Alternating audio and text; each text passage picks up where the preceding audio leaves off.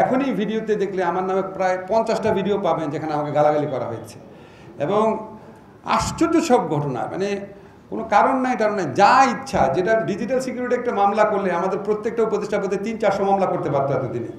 তো এটা তো অনেক বড় সংস্কার যে আমাদেরকে যা ইচ্ছা বলা যাচ্ছে, যা খুশি বলছে মানুষ, কিন্তু কারো মনের মধ্যে ডিজিটাল সিকিউরিটি অ্যাক্টের মামলা খাওয়ার কোনো ভয় নাই। যারা আমাদের এখানে আইনমন্ত্রী ছিলেন তারা প্রত্যেকে আইনজ্ঞ হিসাবে আমার চেয়ে অনেক বেশি জ্ঞানী ছিলেন, আর অনেক বড় বড় আইনজীবী ছিলেন, কিন্তু কেউ কোনোদিন করে নাই এটা। তো আমরা অনেক কিছু করার চেষ্টা করছি। আপনারা দেখবেন এই সমাজে অনেক মানুষ আছে তারা বলছে সংস্কার কোথায়, কোনোই তো সংস্কার হচ্ছে না। আজকে আবার দেখলাম প্রথম আলোতে একটা হেডিং আছে, কোথায় সংস্কার। তো আমার একটুখানি মাঝে মাঝে তখন দুঃখ লাগে যে আমরা তো কিছু কাজ করছি, তো যারা সমালোচনা করেন তাদের মানসিকতার একটু সংস্কার প্রয়োজন। যে কাজটা কোনোদিন নাকি কেউ করে নাই, বললো সিপিসির চেঞ্জ, সেটা আমরা করেছি। জেনারেলি আমাদের অনেকে বড় বড় লয়াররা প্রশংসিত করেছেন। আমার যারা জাজ আছেন, কোর্টে জাজ হিসেবে কাজ করেন, তাদের সাথে দেখা হয়েছে, বলছে স্যার এটা খুব ভালো করেছেন জিনিসটা। আপনারা তো জানেন যে মৌখিক মানে ওই রিটেন স্টেটমেন্ট আর হচ্ছে আপনার প্লেইন্টের রিটেন স্টেটমেন্ট রিড আউট করতে করতে 1-1.5 বছর 2-3 বছর চলে যেত। যাই হোক, আমরা সেটা করেছি। আমি আগেই বলেছি আপনাদের সাইবার সুরক্ষা আইন যেটা করেছি, অ্যামনেস্টি ইন্টারন্যাশনাল থেকে আমাদের প্রশংসা করেছে যে আমরা এটা 23-24টা ড্রাফট করেছি, এত কনসালটেশন করেছি। লাস্ট কনসালটেশন করেছি সবচেয়ে যারা নিন্দুক, আইরিন খান আছে, শহীদুল আলম ভাই আছে, সমালোচক এই আইনের, রাষ্ট্র সংস্কার আন্দোলন, সবার সাথে বসে প্রত্যেকটা পয়েন্ট ধরে করেছি। 3 ঘন্টা 4 ঘন্টা সময় একটা মিটিং গিয়েছে। আমরা একটা ছোট্ট পরিবর্তন করেছি যে বিদেশে থাকতে আপনার পাওয়ার অফ অ্যাটর্নি দেওয়ার ক্ষেত্রে যাদের পাসপোর্ট থাকতো না, তারা পাসপোর্ট এক্সপায়ার্ড হয়ে গেছে, তারা পাওয়ার অফ অ্যাটর্নি দিতে পারতো না। কত মানুষ যে আমাদেরকে এটা লিখে বলেছে এটা চেঞ্জ করেন, সেটা আমরা পরিবর্তন করেছি। এখন জন্ম নিবন্ধনকে এক্সপায়ার্ড যে আপনার পাসপোর্ট আছে সেটার মধ্যে নো ভিসা রিকোয়ার্ড সিগনেচার থাকলে সেই পাওয়ার অফ অ্যাটর্নি দিতে পারবে। আমরা আপনার নারী শিশু নির্যাতন দমন আইনে পরিবর্তন করেছি এবং এটা করার সময় প্রচণ্ড বাধা পেয়েছি। যারা বাধা দিয়েছেন ওনারা এসে আবার পরে বলছে না এটা খুব ভালো আইন হয়েছে। এবং আমি খুব অবাক হয়ে দেখেছি অনেক খুব সুশিক্ষিত মানুষ, তারা বলছে আপনার বিবাহের প্রলোভনে ধর্ষণ একটা নতুন আপনার অপরাধের কেন জন্ম দিচ্ছে না আইনে। আশ্চর্য ব্যাপার, এই অপরাধটা তো ছিল এবং ম্যাক্সিমাম মনে তো এই অভিযোগেই হতো। সেটা যে প্রতারণার জায়গায় ছিল, সেটা শাস্তি ছিল মৃত্যুদণ্ড, সেটাকে আমরা আলাদা করে ফেলেছি।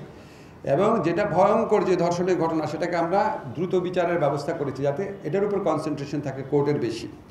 যাই হোক, সমালোচনা ভালো, কিন্তু একটু মানে আমাদেরও মাঝে মাঝে আমাদের যারা, আমি তো কোনো পরিশ্রমই করি না, আমাদের যারা ল অফিসাররা আছে ওনারা দিনে মানে এটা ওনাদের কাজ না যে আইনগত সংস্কার করা, এটা তো আসলে পার্লামেন্টের কাজ মূলত। ওনারা অনেক পরিশ্রম করে, অনেক কষ্ট করে কাজ করে। তো আমার কাছে মনে হয়েছে যে আমাদের এখানে যে আমাদের যে সংস্কারের প্রচেষ্টা সেটা অব্যাহত থাকবে। আজকে আমরা যে ফিডব্যাকগুলো পেলাম এটা আমাদের ফার্স্ট ড্রাফট, আমরা এটা করব, তাড়াতাড়ি করবো। আপনারা বুঝতেই পারছেন আমাদের এখানে দুটো কম্পিটিং চিত্র থাকে।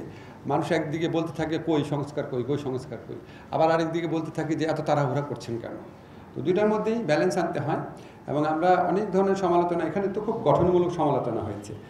আমরা যে সংস্কারের কথা প্রসঙ্গে বলতে গিয়ে বলে আমাদের মধ্যে সবচেয়ে বড় সংস্কার হয়েছে আমাদের সমালোচনা করার, নিন্দা করার, গালাগালি করার যারা সরকারে আছে তাদের যে অবারিত স্বাধীনতা, এটা বাংলাদেশ, পাকিস্তান, ব্রিটিশ এই গত 200-300 বছরের ইতিহাস এটা কখনো ছিল বলে আমি জানি না। এখনই ভিডিওতে দেখলে আমার নামে প্রায় 50টা ভিডিও পাবেন যেখানে আমাকে গালাগালি করা হয়েছে এবং আশ্চর্য সব ঘটনা, মানে কোনো কারণ নাই টারণ নাই, যা ইচ্ছা, যেটা ডিজিটাল সিকিউরিটি একটা মামলা করলে আমাদের প্রত্যেকটা উপদেষ্টা পদে 300-400 মামলা করতে পারতো এতদিনে। তো এটা তো অনেক বড় সংস্কার যে আমাদেরকে যা ইচ্ছা বলা যাচ্ছে, যা খুশি বলছে মানুষ, কিন্তু কারো মনের মধ্যে ডিজিটাল সিকিউরিটি অ্যাক্টের মামলা খাওয়ার কোনো ভয় নাই, কারো মনের মধ্যে আপনার স্পেশাল পাওয়ার সেক্টরে কোনো ভয় নাই। এই যে একটা আমরা সমাজ, এই যে আমরা একটা সরকার ব্যবস্থা কিছুদিনের জন্য প্রতিষ্ঠিত করতে পেরেছি, এটা তো মনে হয় এক ধরনের সংস্কার। ধন্যবাদ। তো আমাদের এখানে যে সাজেশনগুলো আসছে এগুলো অবশ্যই আমরা গ্রহণ করবো। একটা খুব গুরুত্বপূর্ণ জিনিস আপনাদের বলি, যেমন কাজল খুব ইম্প্যাশনেটলি বললো, যেটা সবাই এসে ফিল করে যে মামলার জট কমাতে হবে। আমরা কিন্তু এটা করছি, আমরা কম্পাউন্ডেবল অফেন্সের সংখ্যা বাড়ায় দিব। এবং আমরা সবচেয়ে বড় যে পরিবর্তনটা, আমার ভুল হলে আমি একটা কনসালটেশন করবো আপনাদের সাথে, আমরা লিগ্যাল এইড যে দেওয়ার যে অ্যাক্ট আছে, লিগ্যাল সার্ভিস অ্যাক্ট, সেখানে আমরা মেজর পরিবর্তন এনে একটা বিধান করে দিব যে পেটি অফেন্স যেগুলি আছে, কম্পাউন্ডেবল অফেন্স যেগুলি আছে, ফ্যামিলি লয়ের মামলা যেগুলি আছে, নেগোশিয়েবল ইনস্ট্রুমেন্টের মামলা যেগুলি আছে, এগুলি অবশ্যই প্রথমে মিডিয়েশনে যেতে হবে লিগাল সার্ভিস অ্যাক্টের আন্ডারে। এই লিগাল সার্ভিস অ্যাক্টের আন্ডারে ওই মিডিয়েশন শুধুমাত্র ওইখানে যাওয়ার পরে কোর্টে আসতে পারবে, তার আগে আসতে পারবে না। সেটাও আমার মনে হয় আমাদের একটা টার্গেট আছে। আমি অনেকের সাথে কথা বলেছি যে ওরা বলেছে যে 30-35 হাজার মামলা লিগাল এইড আপনারা এখন রিজলভ করছে, ওটা করলে 1 লক্ষ মামলার মতো করা যাবে। তো আমরা মামলার চাপ কমানোর জন্য যতগুলো পদক্ষেপ নেওয়ার চেষ্টা করব। আমাদের এই সংস্কার প্রচেষ্টা অব্যাহত থাকবে। আমি খুবই দুঃখিত, আপনাদের সাথে প্রতি আমার আরও অ্যাটেন্টিভলি কথা শোনা উচিত ছিল, আরও বেশি সময় দেওয়া উচিত ছিল। তো আমার কাছে মনে হয়েছে আমরা ভবিষ্যতে যখন করবো আমরা ফরম্যাটটা একটু ডিফারেন্ট করবো। আমরা 3-4জন ডেজিগনেটেড স্পিকার রাখবো, বাকিরা শুধু প্রশ্ন করবে, তাহলে আমরা আরও ইনডেপথ আলোচনা করতে পারবো। আমি আপনাদের কথা দিচ্ছি, যারা এখানে খুব ভ্যালুয়েবল সাজেশন দিয়েছেন আমরা আবার তাদের সাথে যোগাযোগ করব, তাদের পরামর্শ নিব ইনশাল্লাহ।